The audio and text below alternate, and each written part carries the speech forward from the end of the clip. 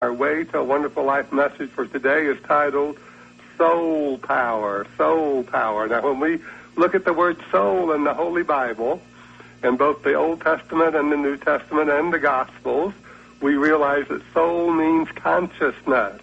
And throughout his teaching, Jesus was teaching consciousness. He was telling those people of that time, which were very primitive people who were still believing that the earth was flat, and they were still clinging to some of those old pagan gods that were determining in their mind a superstitious belief in things that they should fear and things that they should love and things that they should hold sacred. But those were all the effects of their own mind and their own beliefs. So we know that as Jesus was teaching these primitive people to come into that greater understanding that not only is God spirit, but God is all power, just as Isaiah tells us, I am the Lord, besides me there is none other. Besides me there is no power, no spirit, no intelligence. Besides me there is only nothingness. And so we realize, just as Jesus did, that it's that intelligence of God that we must focus on, so that at the deeper level of our mind, our heart, and our soul, that we can know that whatever good desires come to us, those good desires symbolize something that the Spirit of God wants to express through each and every one of us. Remember, we are here to express the livingness, the givingness, and the forgivingness of God. That this intelligence of God that clothed our spirit in human form, that put us on this planet Earth so that we can experience life in the physical, experience life in the flesh and bones of the human body, that we can realize that no matter what it is that we can see, hear, feel, taste, or touch, that all the power is not in the material, it's in the Spirit. That Spirit of God that reigns supreme throughout the universe, that moves through the universe as intelligence in both physical laws and spiritual laws, the unseen and that which is seen. And so we can realize, just as Jesus did, that all the power that's necessary for us to do whatever it is that we must do is coming from God. So we draw from that power with our recognition that God is the only power, that God is the all-good, and all that God created is good and very good, and if it appears that it's not good, it will fade into the good soon enough if we keep faith with our Creator. And this morning I have some words here from the great Eric Butterworth. This is from his book, Life is for Loving. Life is for Loving. What a wonderful title for a book. Life is for Loving. That's Eric Butterworth, the great Unity teacher. And he's telling us the story of Francis J. Gable, who was also a Unity teacher. He said Francis J. Gable tells of an experience in his own life when he was a traveling salesman.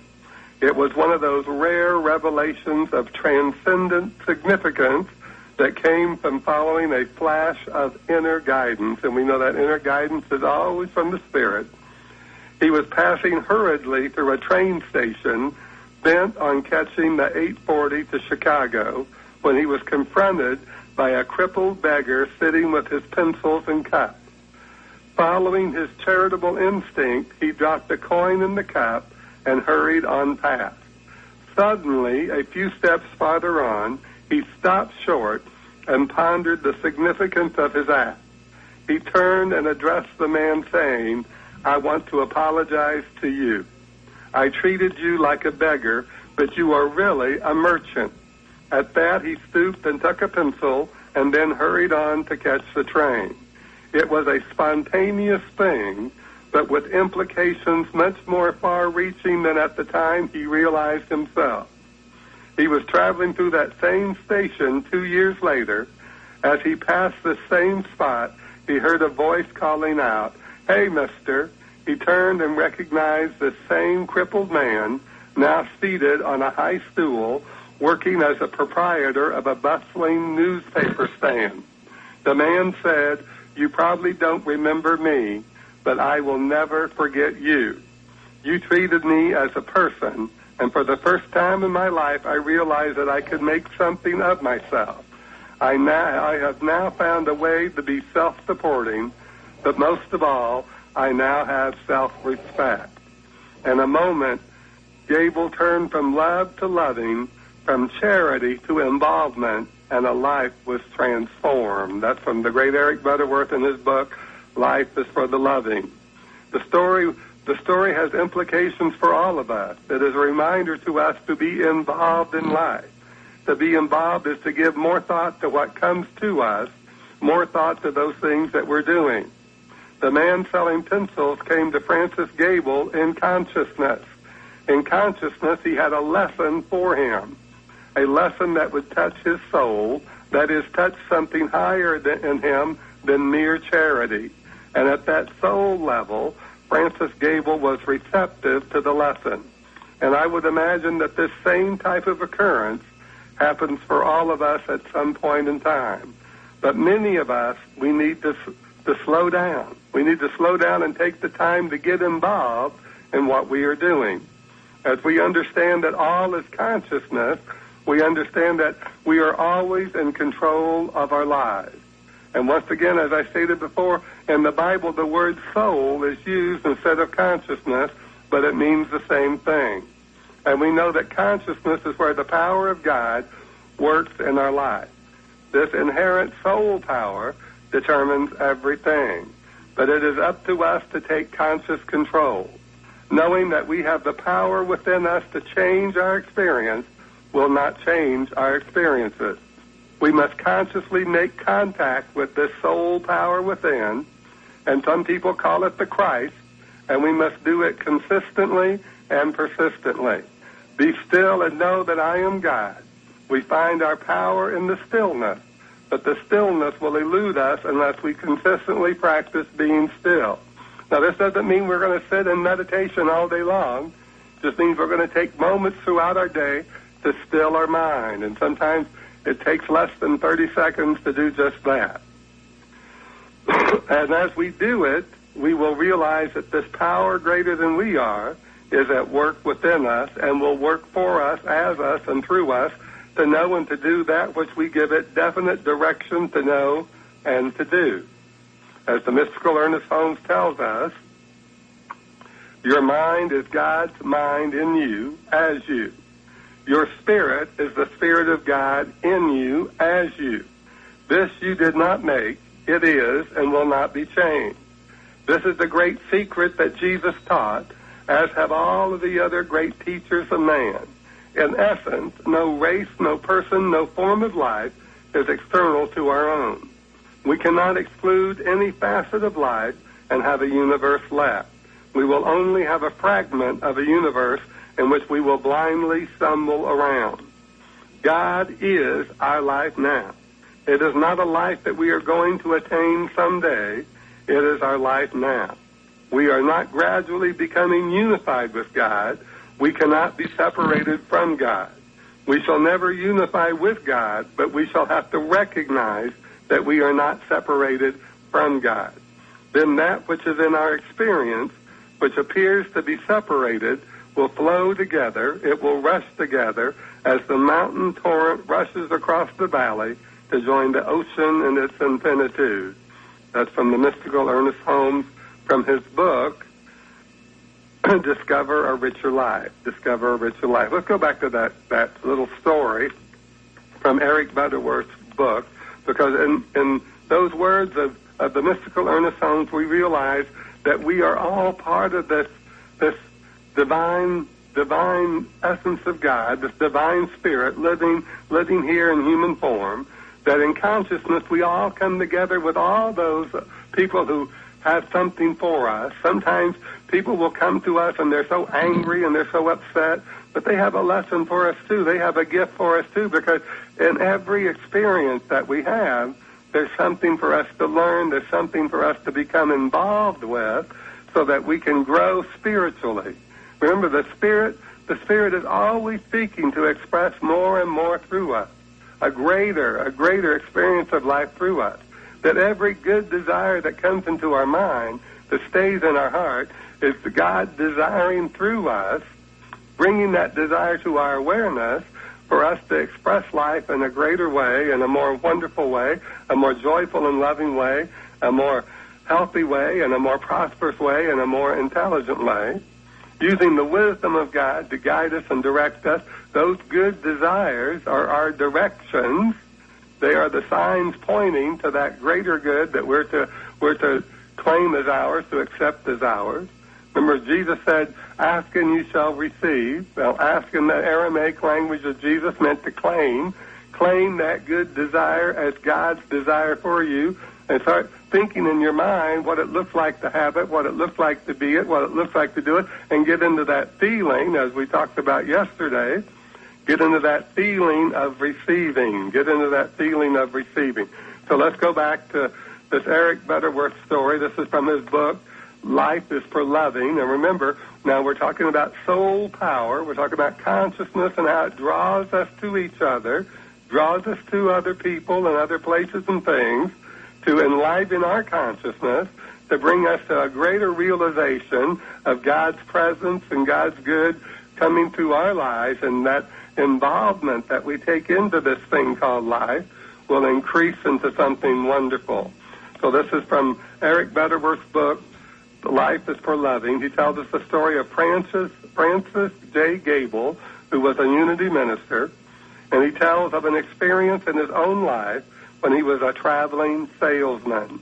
It was one of those rare revelations of transcendent significance that came from following a flash of inner guidance. Remember, as we be still and know that I am God, a lot of times something will flash through our mind, through our intuitive mind, and if we listen for that still small voice, we will hear that guidance, feel that guidance, intuitively know that guidance. So this is following a flash of inner guidance. He was passing hurriedly through a train station, bent on catching the 840 to Chicago, when he was confronted by a crippled beggar sitting with his pencils and cup. Following his charitable instinct, he dropped the coin in the cup and hurried on past. Suddenly, a few steps farther on, he stopped short and pondered the significance of his act. In other words, God was calling him. He turned and addressed the man, saying, I want to apologize to you. I treated you like a beggar, but you are really a merchant. At that, he stooped and took a pencil and then hurried on to catch his train. It was a spontaneous thing, but with implications much more far-reaching than at the time he realized.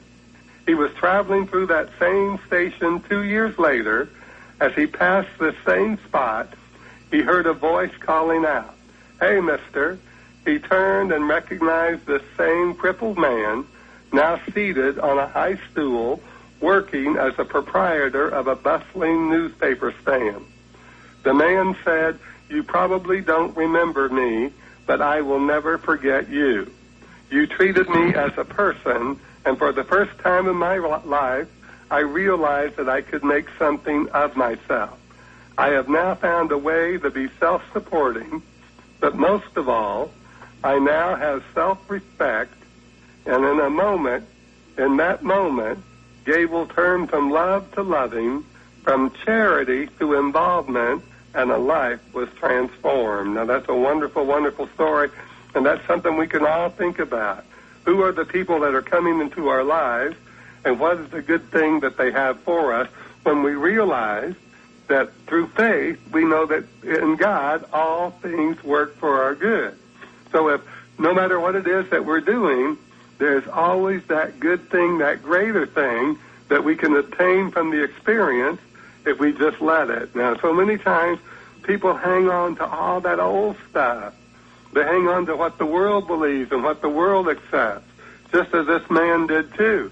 He dropped the coin in the man's cup because he had a charitable instinct, but he saw the man as a beggar. He didn't see that man as a living spirit of God in human form. He didn't see that man as God expressed, looking to him to transform him into something more intelligent, more of the Spirit, and more of the presence of God. But that's what he encountered when he encountered that man selling his pencils. It is more difficult for some of us than others to loose our thoughts of the past and our beliefs about what we've been taught in the world and go on and believe something greater. So many people want to hang on to the old stuff rather than refreshing our mind and renewing our spirit into that which is of a higher good, a higher belief, a higher realization of our relationship with God and our relationship with each other. You know, we can find in the Scripture that there's so many things that will lead us and guide us to that something greater if we just listen to those words and we let those words come into our mind as the truth for us. Everything that was going on in the life of Jesus was going on in the lives of the people around him. But they didn't realize that he was calling them to follow him, to do as he did, to believe as he did, to turn from that which is unintelligent, even if that unintelligence was coming from the highest of the religious leaders of his day or from the government that was in control of the people around them. He said, turn from that which is not of God, that which doesn't speak to intelligence, which doesn't speak to the spirit of life, that which doesn't speak to this unseen power of God. Turn from that which is believing that there's power in man, power in religion, power in politics, power in government, and take that power that God has instilled, incarnated within each and every one of us, take that intelligence that God has blessed us with, and find that better idea. That's why he said, turn the other cheek. In other words, look at the situation in a different way. Bring into your mind that something more intelligent, that something more life-enhancing, that something more fulfilling, that something that looks to the intelligence of God, and you will find it. It will come into your mind just as it did for this unity minister and his involvement with the crippled man selling the pencils. As the great Florence Scovel Shinn says, look with wonder at that which is before you. Do not think how your good can be accomplished. Just give thanks that you already have received on the invisible plane, that is in the unseen. Therefore, the steps leading up to it are secure also. And she's speaking to those words of Jesus when Jesus said, pray believing that it is, even though everything around you denies that prayer that you're praying, that everything around you is telling you that, no, that's not the truth. Pray believing, take that step into the higher consciousness in your mind, and let God bless you, let God heal you, and let God bring into your life that good thing that God is desiring to experience in you, as you, and through you. Remember, we must take note of the fact that in Him, the Spirit, the power, the intelligence of God, in Him we live and move and have our being, and in us, God is seeking to express itself in a greater way through the good desires of our heart that will lead us and guide us to that higher good, that greater good, that more satisfying good. Do not judge by appearances, but judge with right judgment, Jesus tells us. And so we know that the right judgment is accepting that God is. God is all in all. God is our everything. And the great Thomas Troward, in his book, The Creative Process in the Individual, which was written either in the early 1900s or the late 1800s, wrote, by accepting the notion of a dual power, that is the notion of good and evil, that idea, that belief in good and evil, the inverted creative working of fear is introduced with all its attendant train of evil things. This is the eating of the deadly tree, which occasions the fall, and therefore the redemption, which requires to be accomplished, is a redemption from fear. Not merely from this or that particular fear, but from the very root of fear, which root is unbelief in the love of God. People don't believe in the love of God if they're believing in the fear. The refusal to believe that love alone, which is synonymous with God, is the creating power in all things, whether small beyond our recognition or great beyond our conception. That's when the great Thomas Troward, who was a Bible historian of his time, and he said everybody should read the Bible and find that soul recognition with our identification with God, that soul recognition, with our identification of the truth, that universal truth, that changeless truth that is given to us in the Bible, gifted to us from Moses and Isaiah and Jeremiah and Joel and Matthew, Mark, Luke, and John, and, of course, the mastermind Jesus, who gave us that highest truth, that God is our all in all, that God is all in all. And just as Jesus tells us, the Father is a spirit, and we must worship him, give our attention to him, trust in him, depend on him in spirit and in truth. And as we do, we recognize that on faith, our faith in God, recognizing God as our source of all things good, ensures us that everything, no matter what it may appear to be or no matter what may have happened in the moment, everything works for our good. Everything works for our good. So today and every day, let us meet God in the silence of our mind. Let us get to know this power that is within us and within all of life. We can be still and become that which we choose to be, to do, or to have. Let's see each day as a new day of experiencing God, experiencing the Spirit, the power, and the intelligence of God by using that soul power that we already have, that power of faith within us, that power of the Christ within us, that power of God incarnated within each and every one of us. And as we do, we shall become more and more powerful in our expression of life, for that is the direction of our soul's journey, and we shall find our way, our own unique way, to a wonderful life. And so it is.